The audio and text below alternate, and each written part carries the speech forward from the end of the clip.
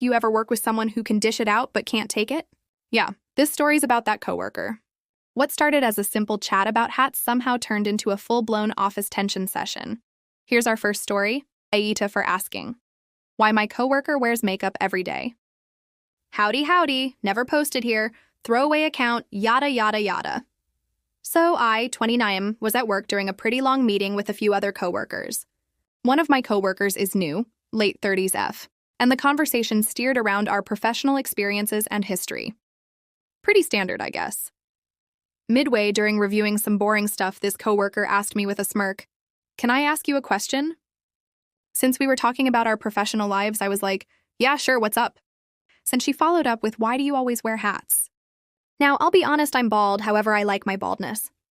I started balding at 21 and I was like, fuck that, and just shaved it off instead of trying to style my hair in anyway to hide it.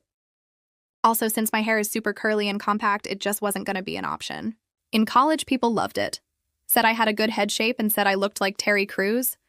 Shaquille O'Neal or The Rock, not sure about that last one, lol. So I was pretty confident with it.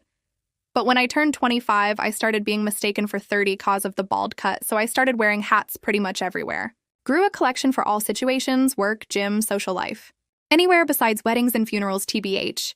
And with hats on at 29, I've been mistaken to be as young as 22. Not the goal, but yeah. The plan was to wear them until 30 and then cut back when my head matched my age, lol anyways.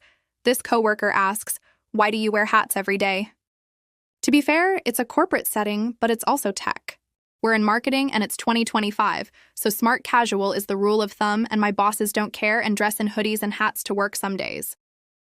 I responded, "I like hats," and she said, "But every day?" And so I said, "Yeah, I'm bald. I like my head shape, but I don't want to look like I'm 35, so I'll wear hats for now. Plus, I look good in them." Now, I wasn't thinking, and she's probably around this 35 age or older, so I may have offended her with that, but she replied, 29 and wearing hats every day to hide? Wow. This struck a nerve with me, so I responded, "Well, since joining, I've seen you wear makeup every day, even casual Fridays or on your work-from-home team calls. So why do you wear makeup every day?" There was a muffled giggle, but it's clear the atmosphere was tense. She got heated and said, "That's a sexist question." And I said, "How?" "Other women in the office don't wear makeup every day, and my boyfriend sometimes wears makeup when we go out to a high-class event. He just doesn't do it every day." "So why do you wear makeup every day?"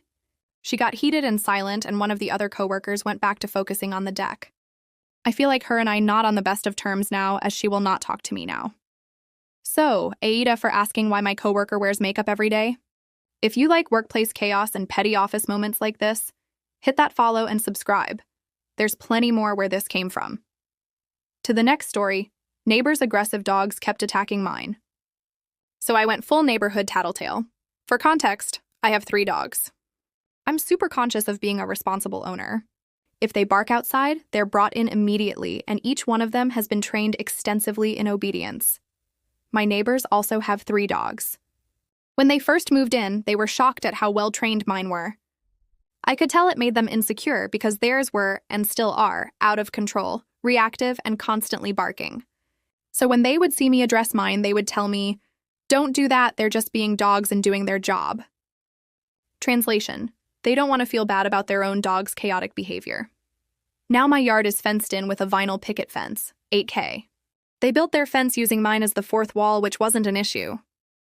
Until one of their dogs started repeatedly trying to break through my fence to attack mine.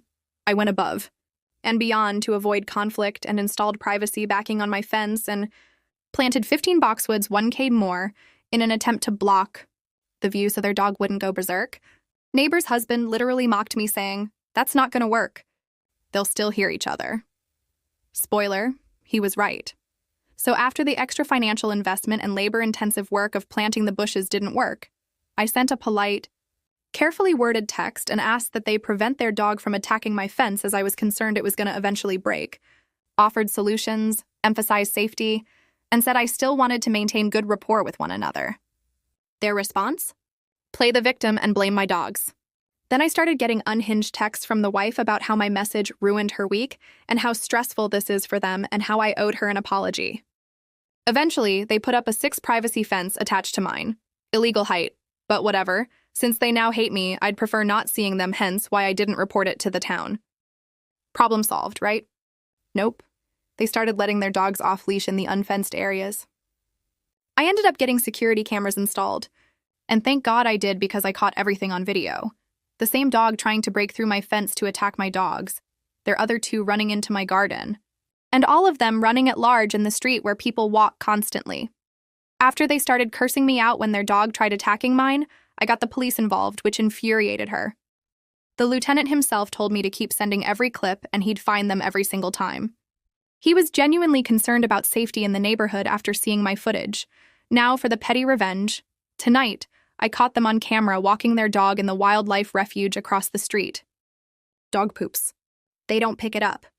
My neighborhood has a FB group where people constantly complain about mystery poop. So this time, instead of ignoring it, I sent the video to our community leader.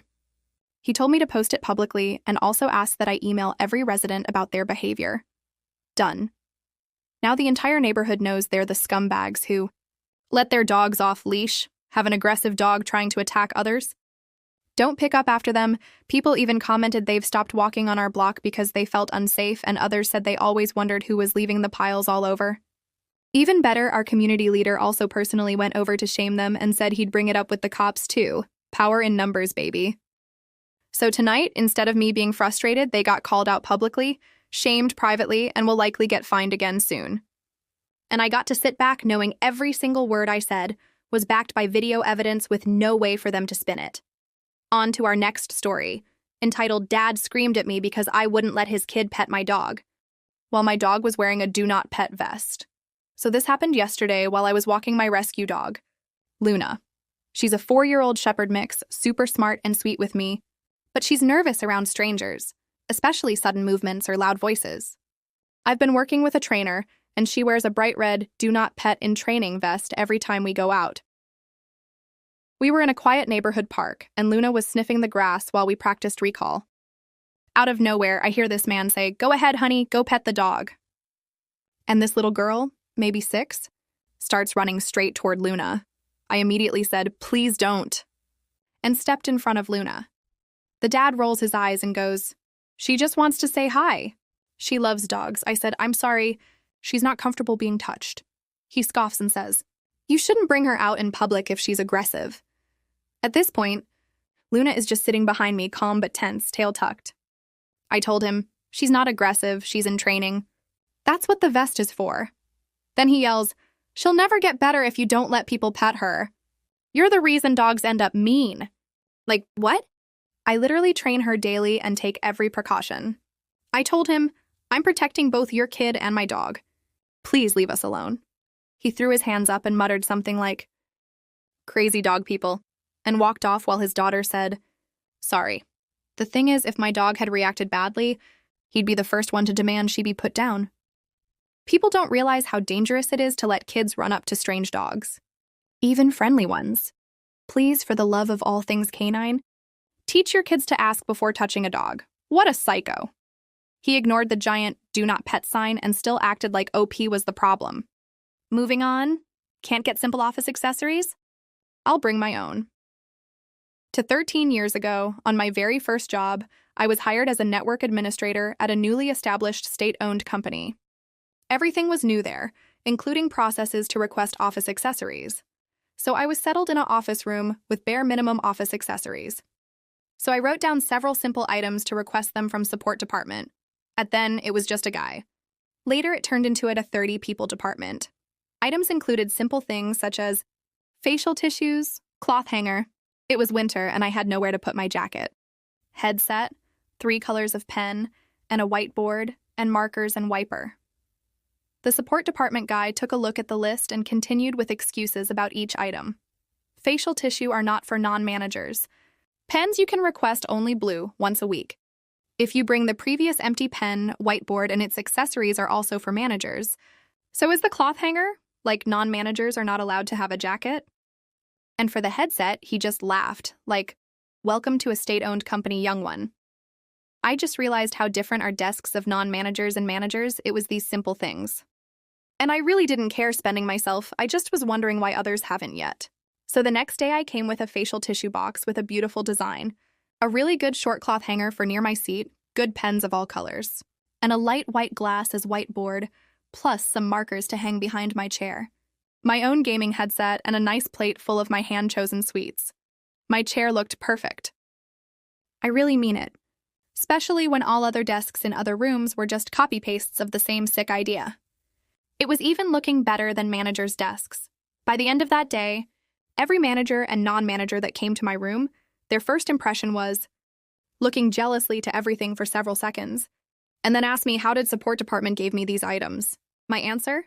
Just normally, with some pride in my tone, replying, "The company's rules are written by beggars. These are my own, and it costed me nothing to make my room look like this." The next day, support department guy came to my room and told me, "Take all your own stuff home." "I will give you the same as everyone," I replied, "but I'm not a manager." He said we changed the rules. Everyone deserves these things now. Edit. Napkin to facial tissue on to our next story. Absentee boss wants me to increase the daily order against my suggestion. You got it. I used to work at an upscale-ish cafe. I was a supervisor and in charge of the bakery section. There was also a kitchen and a coffee bar. Now Mother's Day was our biggest day of the year by a huge margin. Like, it would be close to triple our daily sales for a regular Sunday. Most mid-grade holidays would also be busy.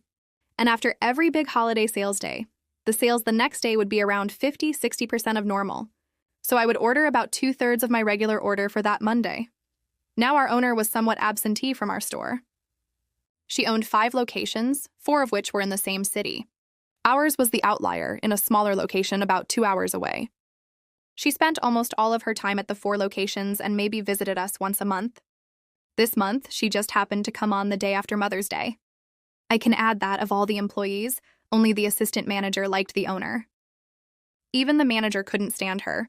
She saw that my bakery case was somewhat low and asked why.